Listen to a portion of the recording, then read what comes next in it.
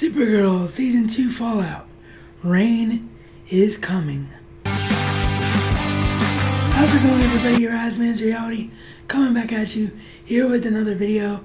How you doing? Great to see you. And if this is your first time here and you want more unbiased reviews and discussion, then make sure you hit that subscribe button and ring that bell notification icon so that you don't miss anything.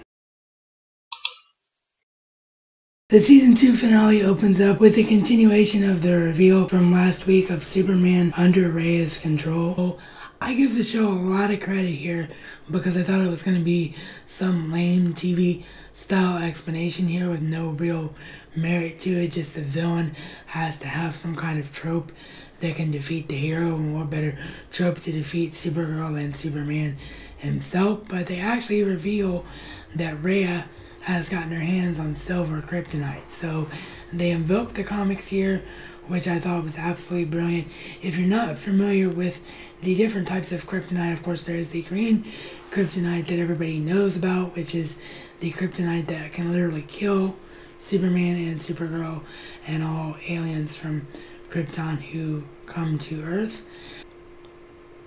Then there's red kryptonite, which what it does is basically bring out your deepest desires and sort of creates a darker version of yourself, one that's carefree and doesn't care what the consequences are, will make you do whatever you want.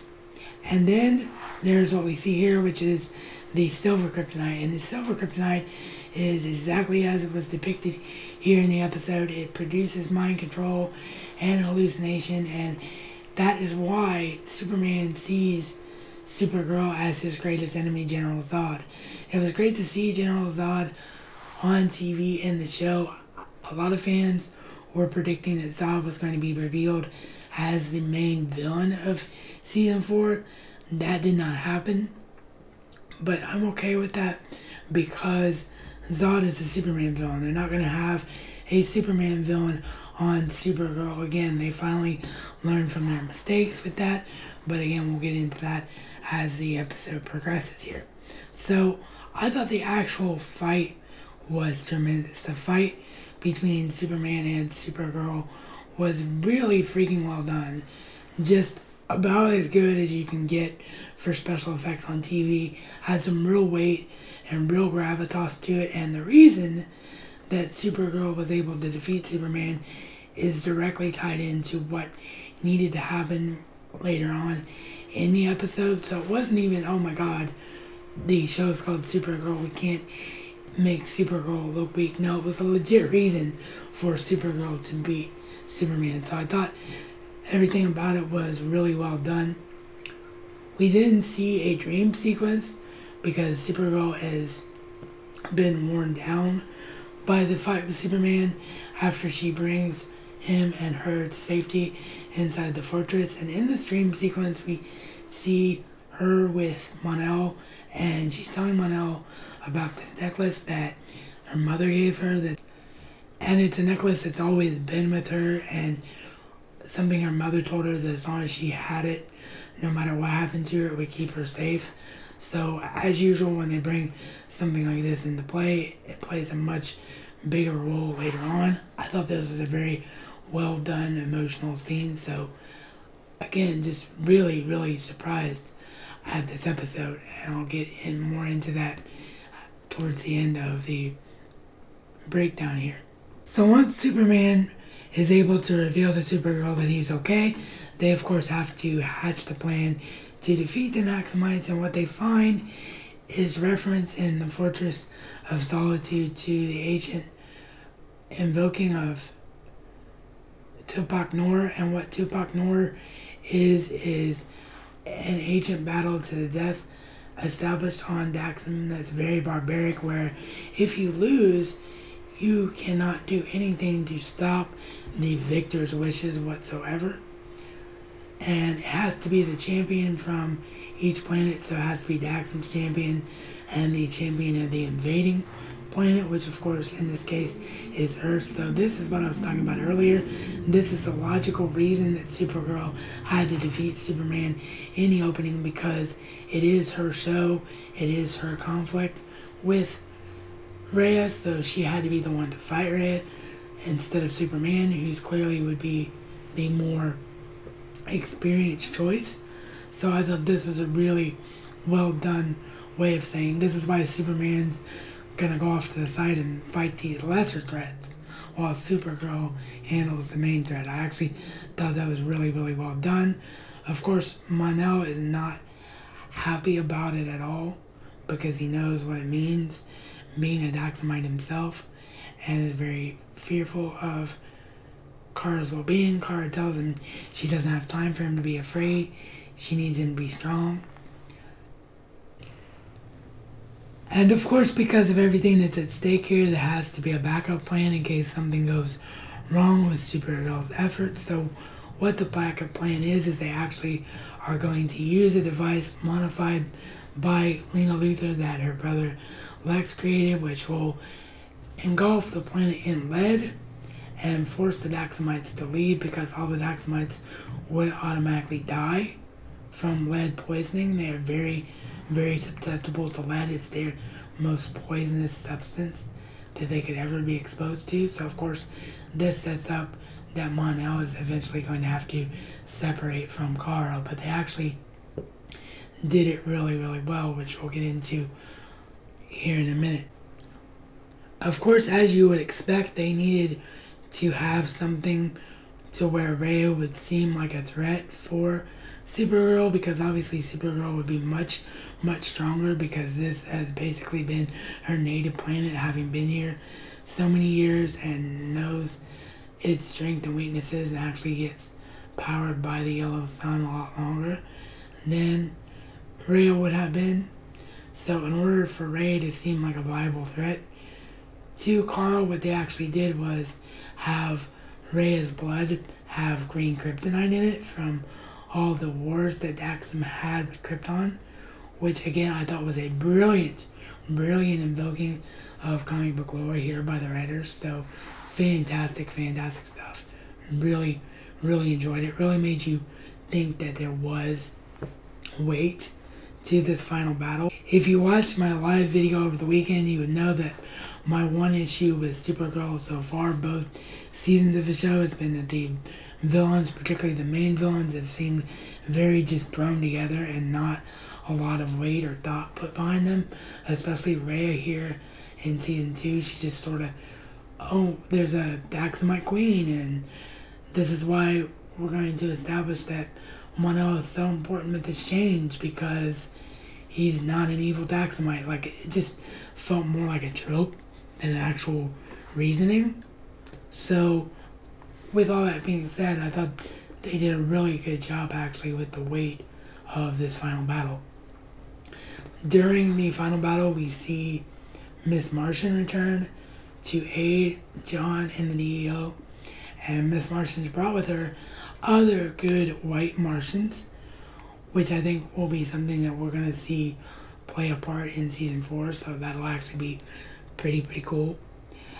But as you would expect, because it is Rhea and what we've seen established from her character on the show all the way throughout it, she was not going to honor her word and actually lay down and have a one-on-one fight with Kara. And she has brought like every Daxamite chip that there is available to her, and she says, you'll never win. Even if I die, we'll just keep coming and keep coming and keep coming. So there's that long, like, oh my god, no look between Kara and Mon-El, where Mon-El has to shake his head at Kara and say, do it.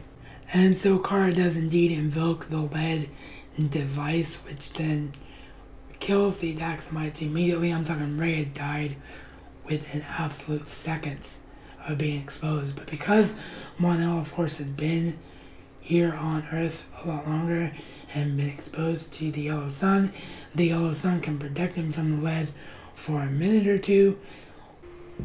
And this is where I thought that Melissa Benoist, who plays Kara, Supergirl, really shined. Her experience versus everyone else on the show in terms of a long-time television actress and a big player on TV in the past on shows like Glee and things like that, really shone through here. She really did a great job with the emotion and the heartbreak in this moment. And you really feel for her and Mon-El having to separate. You really, if you watch the entire season, you're rooting for them anyway. But here in this moment, you really had to do everything in your power to keep from choking up if you were really invested in the characters, which I'm assuming you are if you're watching a video like this. So yeah, I just thought it was really well done. Then we see Kara talking about what happened with Cat Grant. They look like they're bringing Cat Grant back as a regular, which I'm a big fan of Callista Flockhart. I think she's a much stronger ally for Kara than her boss from the reporter division has been this year. I think she much better fits the tone of Supergirl. So we see them have a discussion. We see Miss Grant do her thing for Kara that she always does and help her get back on her feet. But at the end of it, we see that Kat actually realizes that she is Supergirl. So maybe she's always known, maybe she just now figured it out since she's been back. But Kat knows who Supergirl is, so I think that's huge, and that's going to be a big part of season 4. So I'm a big fan of that going forward. We then get a flash to Mon-El, who is sucked into a portal in space.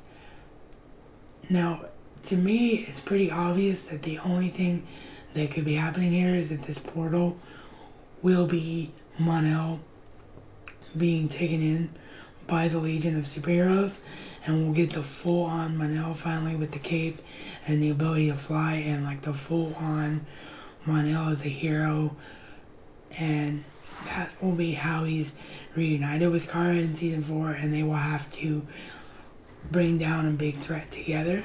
Who will that threat be? Well, we saw a very final scene at the end of the episode, and this is what I was talking about earlier. Supergirl finally doing things right and finally treating itself the way the other great DC shows on the network do, like The Flash and Arrow, where it actually is going to have a full plan for an entire season. And what we see is another pod left Krypton the same night that Kara and Clark's Krypton pod left the planet. This, of course, being an evil one, and we hear the words, "It will rain." That's right. Unless this is the biggest swerve in the history of swerves, rain is coming, as I mentioned in the intro. Rain is the leader of the World Killers, a group of aliens who were created by a group of evil scientists to kill worlds. And there were 4 World Killers at the time. Rain is the leader with the 3 existing World Killers, meaning herself and 2 others. There are big theories about who the 4th World Killer is, but we're not going to get into that in this video. But nonetheless, it is amazing that they are going to bring on a proper Supergirl villain. There's so much they could do right from the comics, including Rain wanting Kara to join her because she's so impressed by her power. So I'm very excited about this. The only thing that I was a little bit puzzled by was the last image that we had of Supergirl was Kara going into space here. Now, does that mean that she's just realized that she can't live without Mon-El and is going after Mon-El? Or is that just her going into space to try to clear her mind? I would think that because of the way the Berlantiverse has done things, that is meant to be some kind of foreshadowing, but I couldn't quite figure out what that foreshadowing was. So please let me know if you have any theories yourselves down below in the comment section. But overall, I thought this was a very, very strong finale from Supergirl, and it's what Supergirl needed, because it's definitely considered to be the third of the big three. The big three, of course, being in order of quality: The Flash, Arrow, and Supergirl.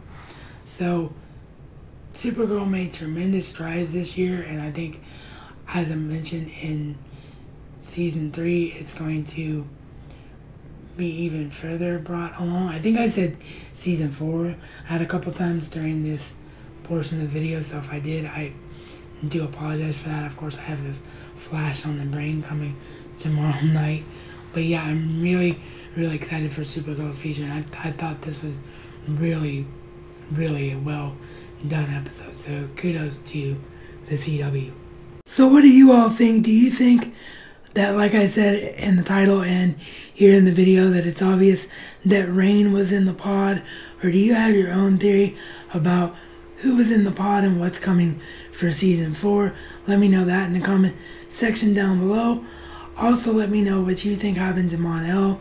Do you agree with me about the Legion of Superheroes? Or do you think he ended up in the Phantom Zone? Or do you have a complete other theory?